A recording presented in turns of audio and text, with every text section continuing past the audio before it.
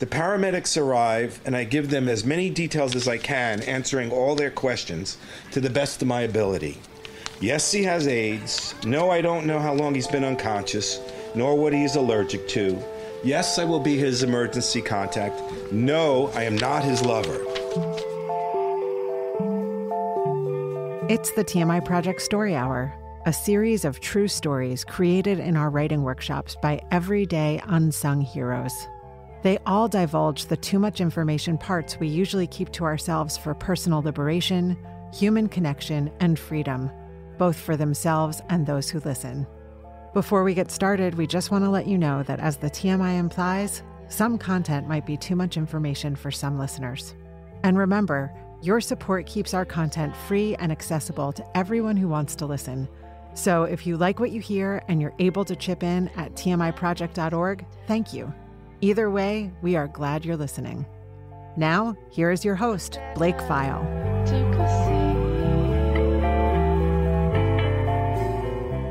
I'm Blake. Before we get started, I'd like to share a specific content warning for this episode. It contains discussion of HIV and AIDS, death and dying, drug use, and descriptions of medical emergencies. This content warning can also be found in our episode description.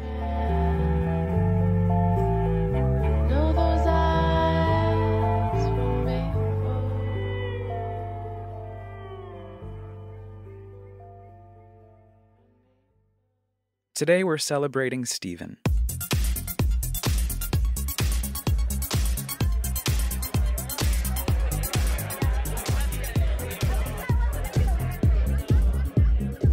From 1980 to 1988, The Saint, a gay club which sat at 105 2nd Avenue in the East Village of Manhattan, became a hotspot during a vibrant and electric moment of the gay liberation movement. In today's episode, we're going to meet Stephen, who takes us back to the 1980s where he found liberation on the dance floor at The Saint.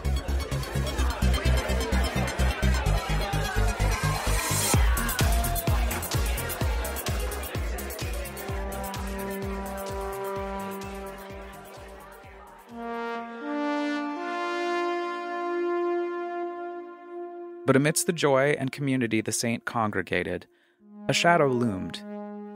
The AIDS epidemic had begun its deadly march, stealing the lives of many in Stephen's close-knit circle, including his dear friend Jimmy. Stephen's story is a reminder of the profound impact that HIV and AIDS has had and continues to have on the LGBTQIA+ community. It's a touching eulogy for Jimmy, a stark reminder of the resilience, courage, and unity that defined those difficult times. Now, here's Stephen.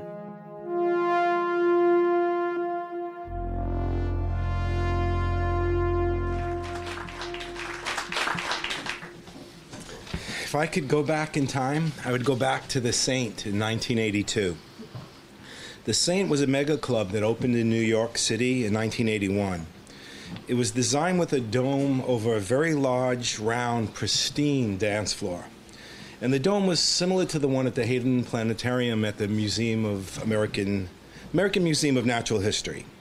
It gave the effect of dancing under the infinite sky full of stars. Back in the 80s, for many of us who go there every Saturday night, The Saint is a sacred and spiritual experience. I feel extremely blessed that I'm able to dance there almost every weekend. The community of friends that I find there, as well as the love I'm able to give and receive, is incredible. I have never experienced anything like it before. Part of the reason that experience is so amazing is that it comes at a time when the gay liberation movement is bursting out and is at its height in New York City, even though gay clubs are still underground, so to speak. The Saint basically puts all of the gay clubs in the city out of business and becomes the place where all the club goers at the time converge onto one dance floor.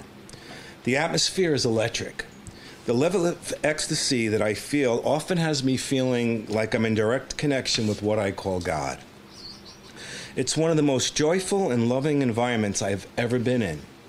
The liberation aspect means that it's a safe haven for everyone, regardless of their race, their class background, sexual orientation, or their appearance.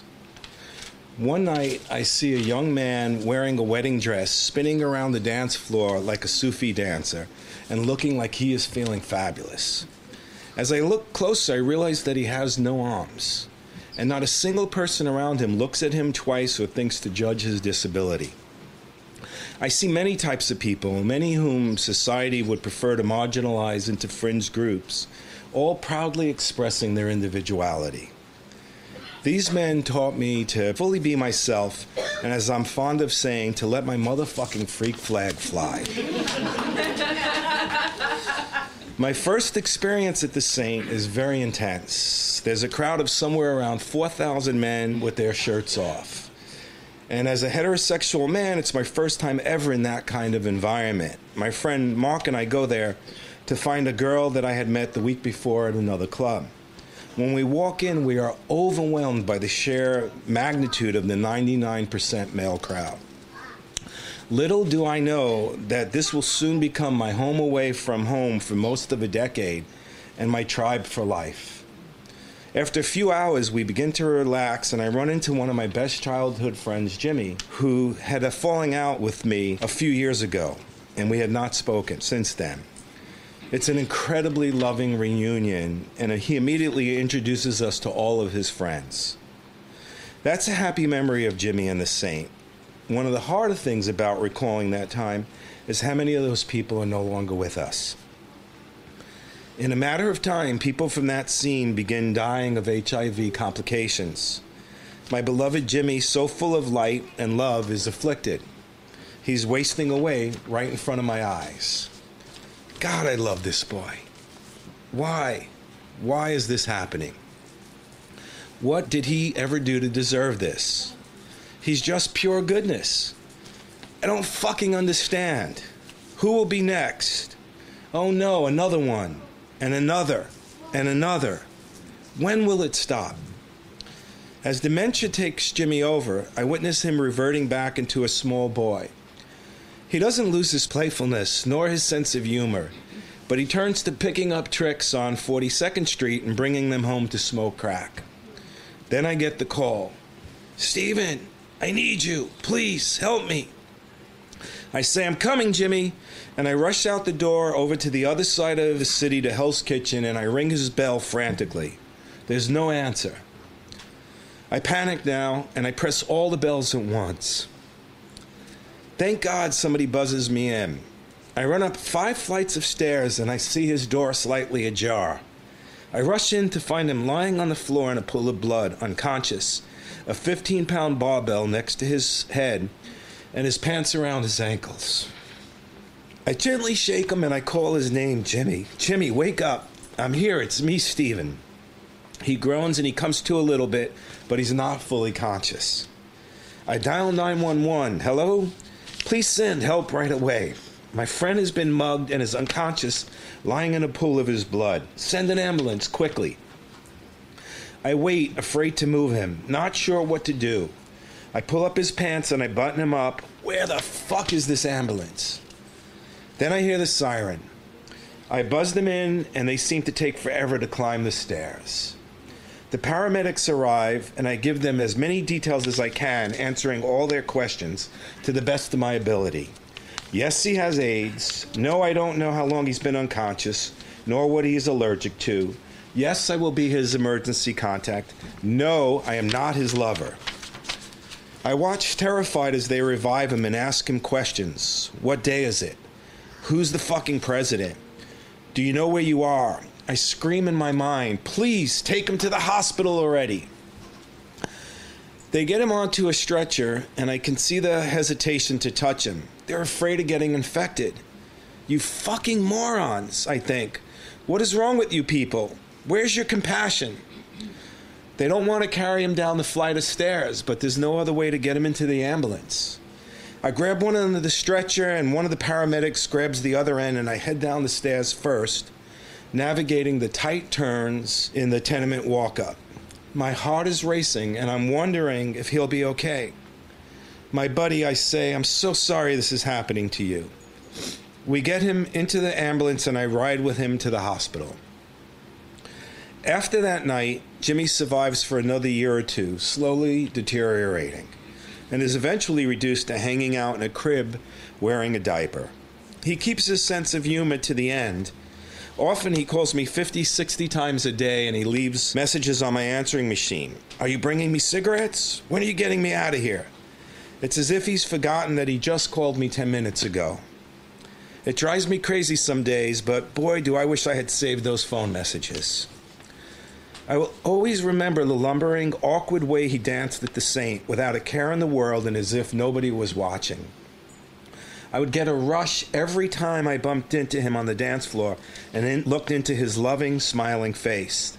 Jimmy was one of the happiest and funniest people I have ever known.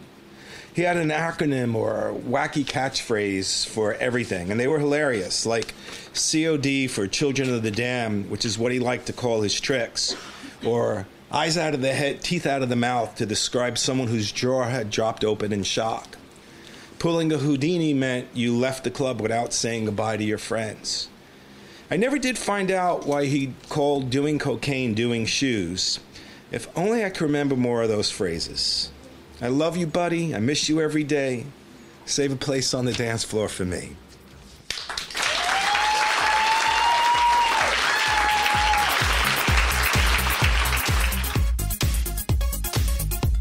Thank you, Stephen. Your story and Jimmy's story serve as a poignant tribute to all those who have been affected by HIV and AIDS. A heartfelt reminder that we must continue to support those living with HIV, fight the stigma surrounding it, and work towards a future where all people are able to receive the care they deserve. We're releasing this episode 2 days before World AIDS Day, which was founded in 1988, right at the end of the Reagan administration. Stephen's story speaks to the failures of the United States government, sworn to protect its citizens, specifically the persecution by the Reagan administration, whose choice to turn a blind eye to the severity of the epidemic wound up costing precious lives. 89,343, to be exact. Through Stephen's eyes, we see the compassion, fear, and love that defined an era, where friends and loved ones rallied together in the face of a seemingly insurmountable crisis.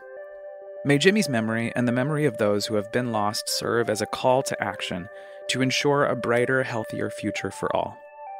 To learn more about how to get involved, visit worldaidsday.org or check out the resources in the show notes. We'll see you next week, when we're going to tell you about a new program we've been working on called Period Power Stories. Until then, I'm Blake Pfeil, and this has been the TMI Project Story Hour.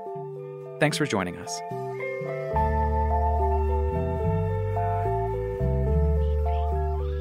If you like what we're doing, please subscribe, rate, and leave a review wherever you get your podcasts. It really helps. TMI Project is available to offer true storytelling workshops and performances for your school or workplace. To learn more or to support our work, you can find details about it all at tmiproject.org. This episode of the TMI Project Story Hour was produced in partnership with Radio Kingston. It was written, edited, and produced by me, Eva Tenuto, Blake Pfeil, and Raine Grayson.